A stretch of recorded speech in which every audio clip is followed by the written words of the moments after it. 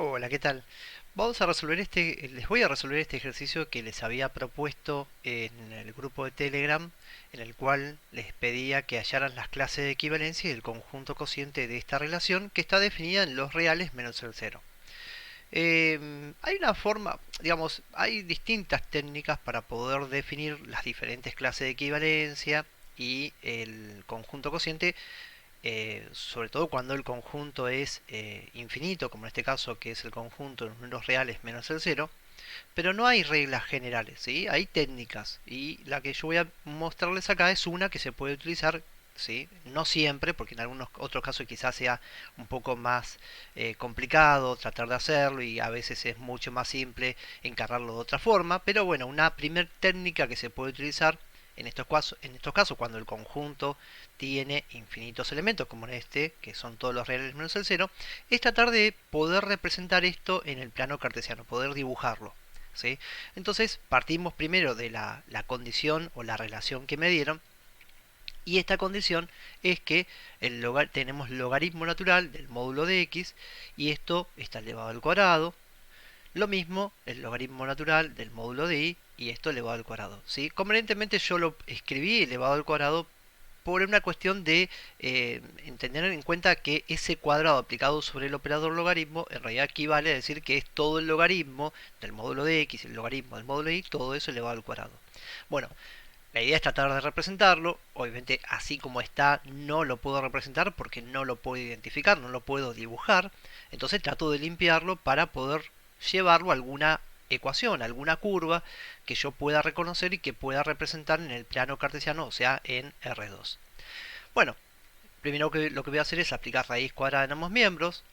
De alguna forma es como para deshacerme de ese cuadrado. Entonces, por propiedad, esto quedaría el módulo del logaritmo del módulo de x igual al módulo del logaritmo natural del módulo de y. Luego, lo que voy a tener en cuenta es una propiedad que en algún momento habríamos comentado, que si tenemos el módulo de asterisco igual al módulo de numeral, entonces esto es equivalente a decir que x es igual, o asterisco es igual a numeral, o bien que asterisco es igual a menos numeral. Entonces, usando esa propiedad, esto quedaría el logaritmo del módulo de x, el logaritmo natural del módulo de x, igual al logaritmo natural del módulo de y, o bien logaritmo natural del módulo de x igual a menos logaritmo natural del módulo de y. Bueno, entonces ahora lo que tengo que tratar de hacer es sacarme en cierta forma ese logaritmo. Para poder sacarme ese logaritmo hay varias formas. Una es, podríamos pasar restando y tendríamos resta de dos logaritmos y podríamos aplicar alguna propiedad. Otra alternativa sería poner e elevado al logaritmo del módulo de x igual a e elevado al logaritmo del módulo de y de alguna forma también poder llegar a una operación equivalente. Pero creo que en este caso es mucho más simple teniendo en cuenta que el logaritmo natural es una función inyectiva que al tener igualdad de justamente el logaritmo natural del módulo x igual al logaritmo natural del módulo de y, entonces podemos asegurar que el módulo de x es igual al módulo de y de la misma forma, aunque tenemos este menos encima, intentaríamos aplicar lo mismo, pero acá lo que podemos hacer es esto, teniendo en cuenta que ahí tengo un menos, ese menos lo puedo pensar como si fuera un menos 1, y esto se podría pensar como que tengo menos 1 por el logaritmo natural del módulo de y esto se podría expresar como el logaritmo natural del módulo de y elevado a la menos 1. Entonces, teniendo en cuenta eso, teniendo presente eso, vamos a borrarlo, entonces podríamos decir que la otra expresión nos va a quedar módulo de x igual al módulo de y elevado a la menos 1, ¿sí? Bueno, nuevamente vamos a aplicar esta propiedad, la que estamos diciendo acá, que si tenemos logaritmo del módulo de asterisco igual al módulo del numeral, entonces podemos decir que asterisco es igual a numeral o asterisco es igual a menos numeral.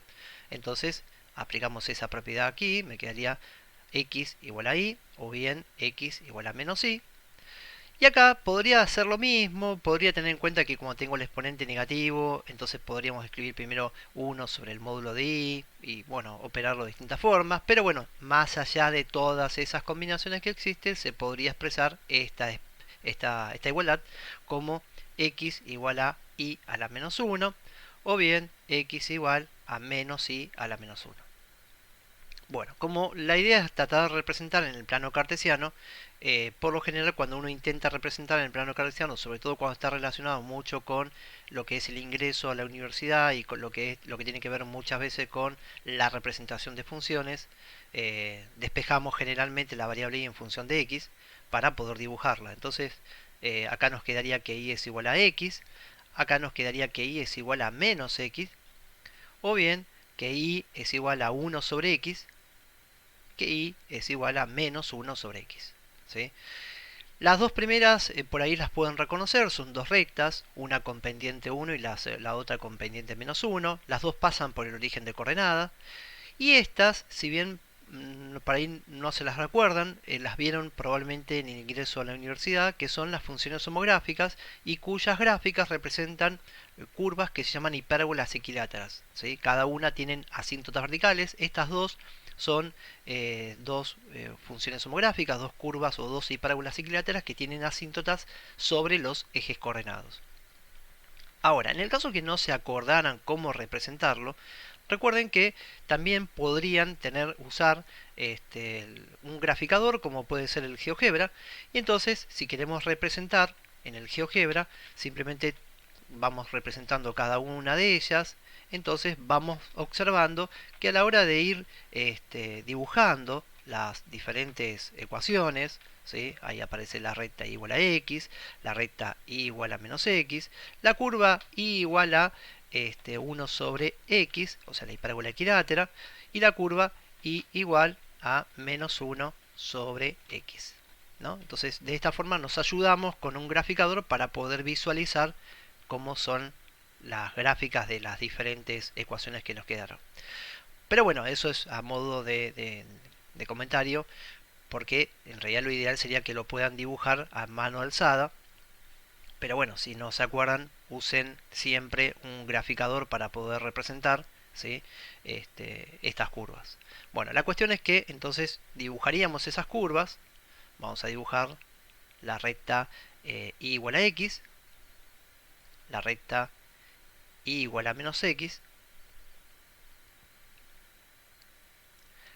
la hipérbola igual a 1 sobre x, que tiene una rama por acá, y su simétrica respecto del origen de coordenada que anda por acá. Y después teníamos la curva igual a menos 1 sobre x, y su rama simétrica anda por acá. Bien, hay que acordarse que la relación estaba definida en todos los puntos menos en el 0, 0, o sea que, perdón, en el 0, así que el punto 0 no formaría parte de esta relación. Y entonces ahora para poder representar justamente y empezar a buscar las clases de equivalencia, una forma, un truquito como para empezar sería buscar dónde se cruzan o dónde se intersecan estas diferentes curvas, ¿sí? Entonces se podría probar que el punto de intersección de estas diferentes curvas se presentan cuando x vale 1 y cuando y o x vale menos 1 y cuando y vale 1 menos 1, ¿sí? Eso se puede también ver en el graficador, o sea, insisto, el graficador puede ser muy útil a la hora de visualizar el punto o los puntos de intersección. Si no, bueno, habrá que resolverlo manualmente por sistemas de ecuaciones, haciendo sustituciones o lo que sea conveniente para encontrar esos puntos. Entonces, como decía, para empezar a buscar las clases de equivalencia, un primer punto con el cual podrían empezar es con ese, ¿sí? O sea, a ver, aclaremos una cosa. Esto que acabo de hacer es la gráfica. Si a mí me dijera en el ejercicio, grafique la relación. Bueno, las cuatro curvas, o sea, y igual a 1 sobre x, y igual a menos 1 sobre x, y igual a x y igual a menos x, las cuatro representan lo que se llama la gráfica de la relación. ¿Sí? Pero si a mí me piden empezar a establecer las clases de equivalencia y definir el conjunto cociente, entonces lo primero con lo cual empiezo es empezar a buscar los puntos de intersección. Entonces, si ya veo que se cruzaron en el 1, entonces empiezo definiendo la clase del 1. Cuando busco la clase del 1, entonces veo que al tirar el 1, veo que el 1 está relacionado con el 1 porque tengo este punto, el 1, 1, pero también veo que al tirar esa línea vertical, encuentro que también el 1 está relacionado con el menos 1. Por lo tanto, eso me permite rápidamente decir que en la clase del 1 tengo al 1 y al menos 1. ¿Sí? O también puedo visualizar gráficamente que si yo tiro esa línea y voy buscando puntos ¿sí? Recorriéndolo de esta forma como si fuera un rectángulo o un cuadrado, veo que encuentro esos 4 puntos y esos 4 puntos pertenecen a la relación. Eso significa que el 1 está relacionado con el 1, correspondiente a este punto. El 1 está relacionado con el -1, que es este punto. El -1 con el 1 es este punto. Y el -1 con el -1, que sería este punto. O sea que si hiciéramos el digrafo, veríamos que en el digrafo de la relación tendríamos bucles y flechas que van de ida y vuelta. O sea, aparecerían 4 pares ordenados que corresponden a esos 4 puntos o esos 4 puntos de intersección, ¿sí? Pero en la clase del 1 tendríamos al 1 y al -1. Bueno, si quiero buscar más clases, insisto, yo lo que podría hacer es tirar una línea vertical para ir buscando. Entonces, por ejemplo, ahora voy a buscar la clase del 2. Entonces, cuando busco la clase del 2, cuando empiezo a definir la clase del 2, me encuentro que al tirar esa línea vertical, esa recta cruzó o intersecó a las curvas en 4 puntos. Uno en el punto 2, 2, lo cual es lógico porque el 2 está relacionado con el 2. El otro punto donde cruza sería cuando x vale 2, si yo lo meto en esta ecuación me quedaría 1/2, o sea que en la clase del 2 tengo al 2, al 1/2, después veo que el 2 en la otra curva me quedaría menos 1/2, o sea que en la clase del 2 también está el menos 1/2, y por último veo que para 2 me queda esta recta que es el -2, o sea que en la clase del 2 está el 2, el 1/2, el menos 1/2 y el -2. ¿Sí? Esta sería una forma, una técnica de ir buscando clases. Ahora, lo que estoy observando es que a la hora de nombrar las clases y tratar de definir el conjunto cociente, fíjense que a medida que voy tomando puntos después del 1, ¿sí? Cada una de estas clases van generando, en este caso, 4 elementos. En cada clase hay 4 elementos. Ahora, la cuestión es que si yo voy hacia el otro lado del 1, me pregunto, a ver, si definimos estas clases, ¿estoy nombrando clases distintas, clases diferentes? Y la respuesta es no, porque fíjense que cuando encuentro o tomo el 1/2, en el 1/2 voy a encontrar al 1/2, al menos 1/2, al 2 y al -2, pero esa clase ya la definí, cuando definí la clase del 2. Entonces quiere decir que si quiero empezar a identificar clases diferentes, clases distintas, podríamos decir que podremos nombrar solamente del 1 hacia la derecha y ya estaríamos nombrando todas las clases. ¿Por qué? Porque ya el resto de los puntos están dentro de alguna de estas clases que estoy definiendo. Esa es una forma de definir el conjunto cociente. Entonces, cuando lo defino digo que el conjunto cociente es el conjunto de R2, vamos a poner así, R menos el 0, más fácil así, por R menos el 0, sobre la relación, y ese conjunto, que sería el conjunto cociente, es el conjunto de todas las clases, ¿sí? Todas las clases de la forma A, tal que, y acá donde aparece lo que se denomina justamente conjunto de índices, que sería tal que A pertenece al conjunto de índices de 1 a más infinito. O sea, con esto que estoy nombrando, que acá está formado por todas las clases del 1 en adelante. O sea, la clase del 1, la clase del 1,1, la clase del 1.2, 1.3, 2, 4, 5. Y tengan en cuenta que en cada una de esas clases voy a encontrar 4 elementos, salvo en la clase del 1 que encuentro solamente 2. También podríamos usar como conjunto de índices, o sea, podríamos decir que la clase de el conjunto cociente serían las clases de A, donde A pertenece al intervalo, por ejemplo, que va de 0 a 1 inclusive. También este intervalo podríamos usarlo como conjunto de índices. ¿Por qué? Y bueno, porque fíjense que al nombrar todas las clases de los números que están acá en el medio, tendríamos todas las fracciones o todos los decimales que están entre 0 y 1. ¿Sí? Y entonces ahí tendríamos la clase del 1/2, y en la clase del 1/2 serían todos los elementos que están relacionados con el 1/2, que serían el 2, el menos 1 medio y el menos 2. ¿Sí? También podríamos usar como conjunto de índices, ¿por qué no? Decir que es el conjunto de el intervalo que pertenece, o que A pertenece al conjunto o el intervalo que va de menos infinito a menos 1.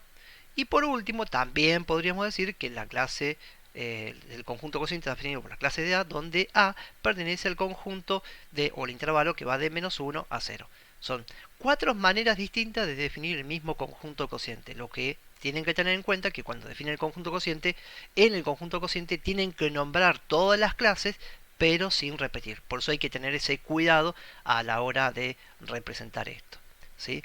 Bueno, un comentario más respecto de la la gráfica, la relación, ¿sí? Que por ahí les puede llegar a servir. Volviendo un poco nuevamente al GeoGebra, vamos a borrar un poco las gráficas de estas curvas, ¿sí?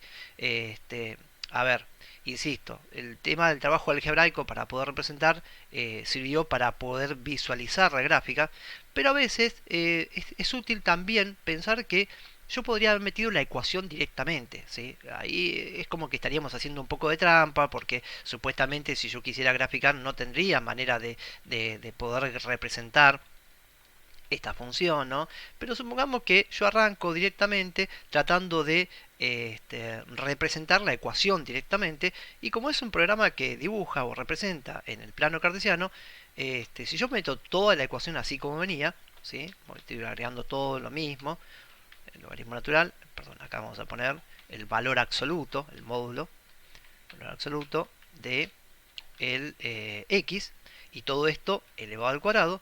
Fíjense que el mismo programa ya me permite representar rápidamente todas las curvas, ¿sí?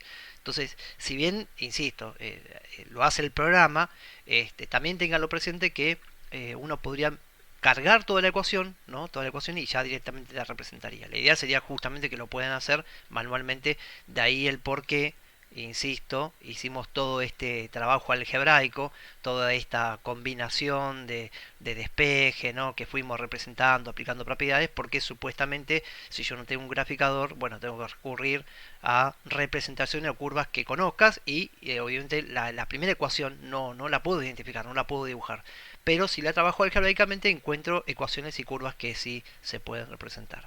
Bueno, ojalá que les haya servido. Cualquier cosa lo vemos en clase el sábado. Les mando un abrazo y bueno, nos vemos.